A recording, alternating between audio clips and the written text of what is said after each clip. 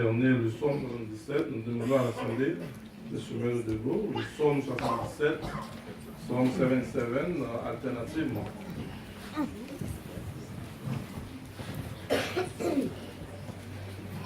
Ma voix s'élève à Dieu et je crie. Ma voix s'élève à Dieu et il m'écoutera. Alternativement, psaume 77.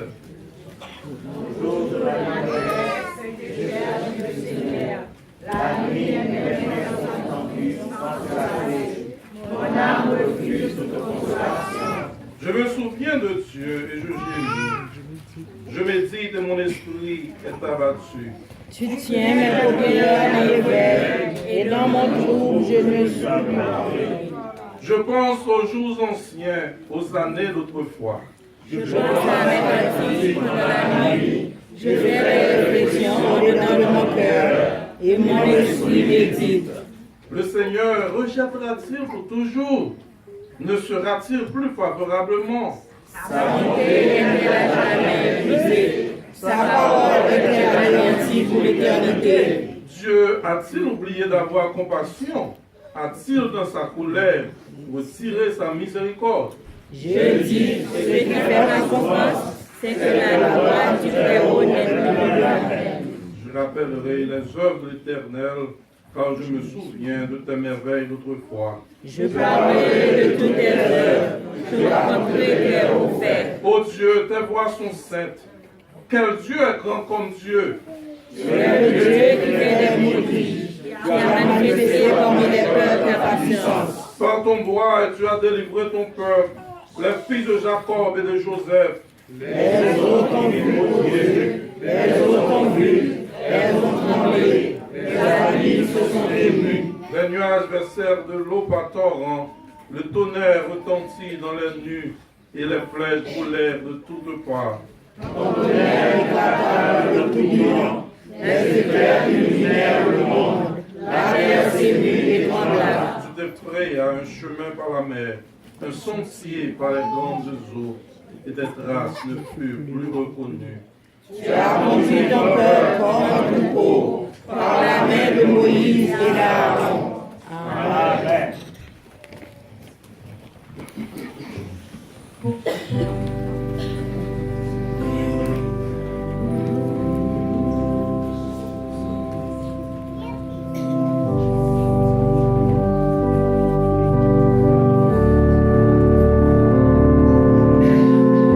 Nous allons enchaîner avec le numéro 80 du recueil des chants d'espérance.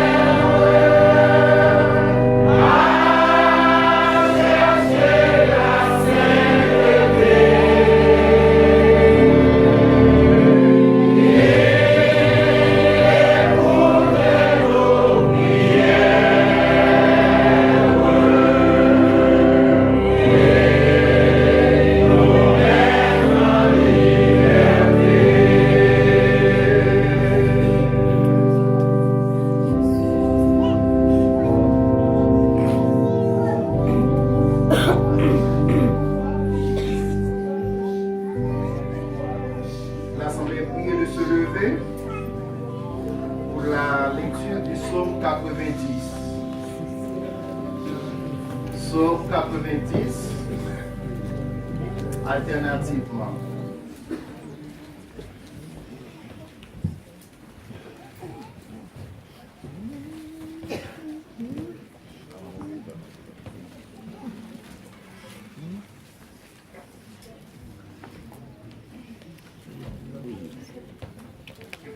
Espérant que nous joignons, à commencer.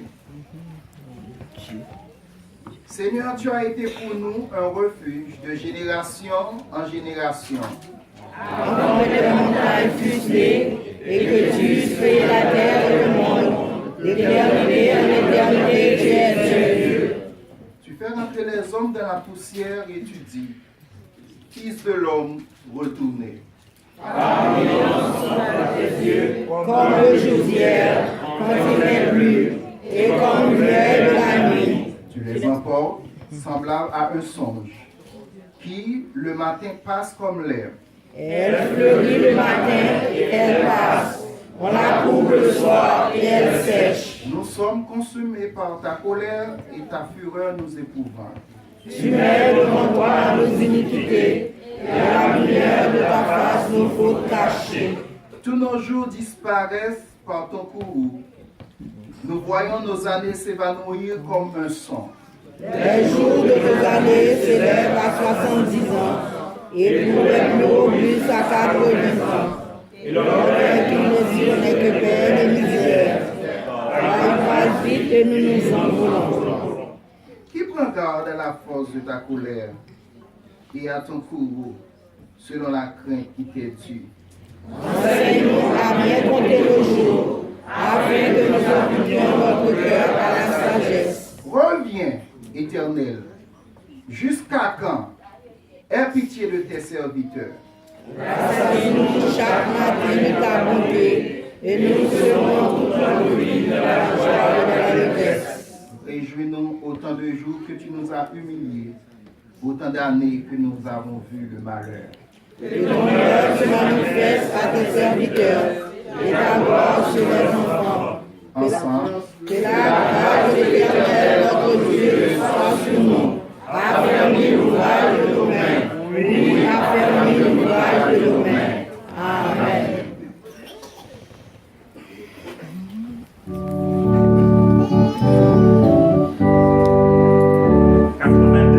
Section française des Chants d'Espérance.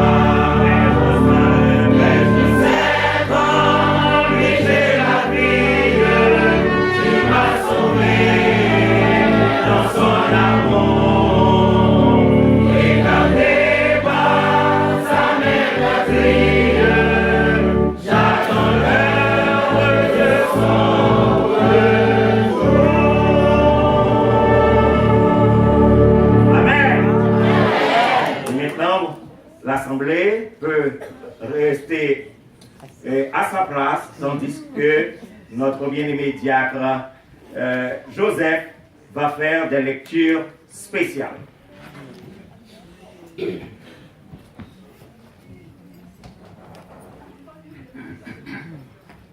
L'âme bienfaisante sera rassasiée, et celui qui arrose sera lui-même arrosé. Il est comme un arbre planté près des eaux, et qui étend ses racines vers le courant. Il n'aperçoit point la chaleur quand elle vient, et son feuillage reste vert. Dans l'année de la sécheresse, il n'a point de crainte, il ne cesse de porter du fruit. Ils n'auront pas faim et ils n'auront pas soif. Le mirail et le soleil ne leur feront point souffrir, car celui qui a pitié d'eux sera leur guide, et il les conduira vers des sources d'eau, et ils ne sont pas confondus au temps du malheur, et ils sont rassasiés au jour de la famine. Les lionceaux éprouvent la disette et la faim, mais ceux qui cherchent l'Éternel ne sont privés d'aucun bien. Craignez l'Éternel, vous ses saints, car rien ne manque à ceux qui le craignent. Je t'instruirai,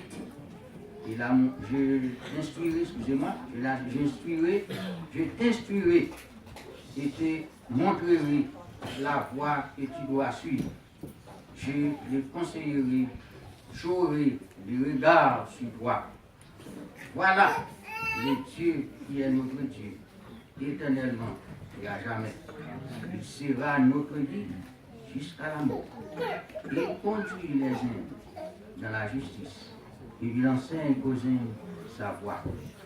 Il te sauvera de la mort pendant la famine et des coups du glaive pendant la guerre. Voici, les ténèbres couvrent la terre et l'obscurité des peuples, mais sur toi, l'Éternel s'élève. Sur toi, sa gloire apparaît. Les nations marchent à ta lumière et des rois à la clarté de tes rayons.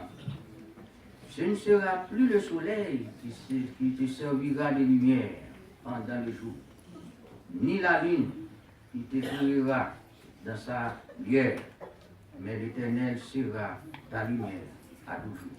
Ton Dieu sera ta gloire. Lève-toi, sois éclairé, car ta lumière arrive, et la gloire de l'Éternel s'élève sur toi. Amen.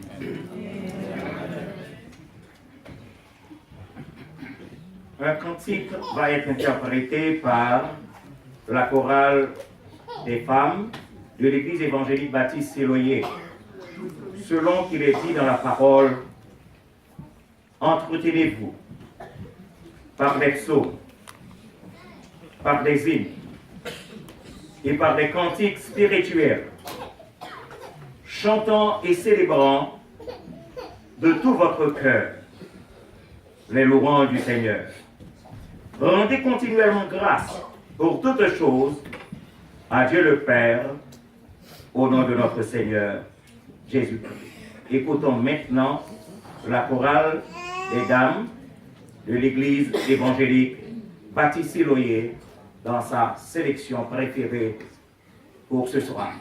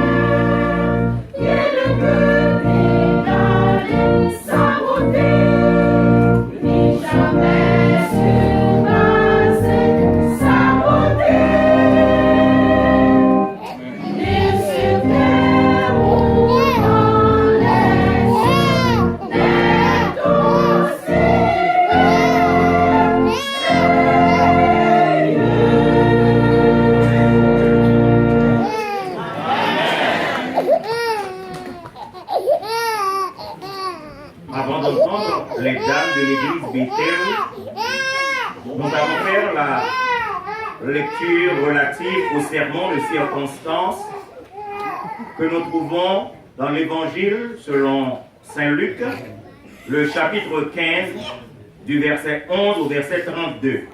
Luc, le chapitre 15, du 11e verset jusqu'au 32e. Et maintenant, nous invitons toute l'Assemblée à se lever.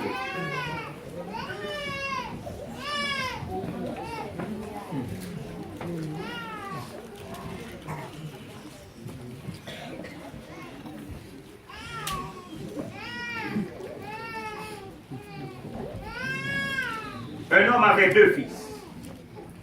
Le plus jeune dit à son père, « Mon père, donne-moi la part de bien qui doit me revenir. » Et le père leur partagea son bien.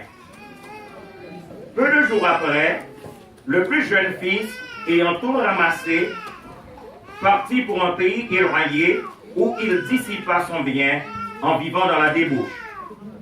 Lorsqu'il eut tout dépensé, une grande famine survint dans ce pays et il commença à se trouver dans le besoin. Il alla se mettre au service d'un des habitants du pays qui l'envoya dans ses champs garder les pourceaux. Il aurait bien voulu se rassasier des carouges que mangeaient les pourceaux, mais personne ne lui en donnait. Étant rentré en lui-même, il se dit, « Combien de mercenaires chez mon père ont du pain en abondance, et moi, ici, je meurs de faim. Je me lèverai, j'irai vers mon père, et je lui dirai, « Mon père, j'ai péché contre le ciel et contre toi. Je ne suis plus digne d'être appelé ton fils. Traite-moi comme l'un de tes mercenaires. » Et il se leva et alla vers son père. Comme il était encore loin, son père le vit et fut ému de compassion. Il courut se jeter à son cou et il le baisa. Le fils lui dit, « Mon père, j'ai péché contre le ciel et contre toi. Je ne suis plus digne d'être appelé ton fils. » Mais le père dit à ses serviteurs, « Apportez vite la plus belle robe et l'en revêtez. Mettez-lui un anneau au doigt et des souliers aux pieds. Amenez le veau gras et tuez-le. Mangeons et réjouissons-nous. Car mon fils, que voici, était mort et il est revenu à la vie. Il était perdu et il est retrouvé. » Et ils commencèrent à se réjouir. Or, le fils aîné était dans les champs. Lorsqu'il revint et approcha de la maison, il entendit la musique et les danses. Il appela un des serviteurs et lui demanda ce que c'était. Ce serviteur lui dit, « Ton frère est de retour. Et parce qu'il l'a retrouvé en bonne santé, ton père a tué le veau gras. » Il se mit en colère et ne voulut pas entrer. Son père sortit et le pria d'entrer. Mais il répondit à son père, « Voici, il y a tant d'années que je te sers, sans avoir jamais transgressé tes ordres, et jamais tu m'as donné un chevreau pour que je me réjouisse avec mes amis. Et quand ton fils est arrivé, celui qui a mangé ton bien avec tes prostituées, c'est pour lui que tu as tué le veau gras. » Mon enfant, lui dit le père, tu es toujours avec moi, et tout ce que j'ai est à toi. Mais il fallait bien s'égayer et se réjouir, parce que ton frère que voici était mort, et qu'il est revenu à la vie, parce qu'il était perdu, et qu'il est retrouvé. Parole du Seigneur. Amen. Vous pouvez vous asseoir. La chorale est dame de l'église Bethel.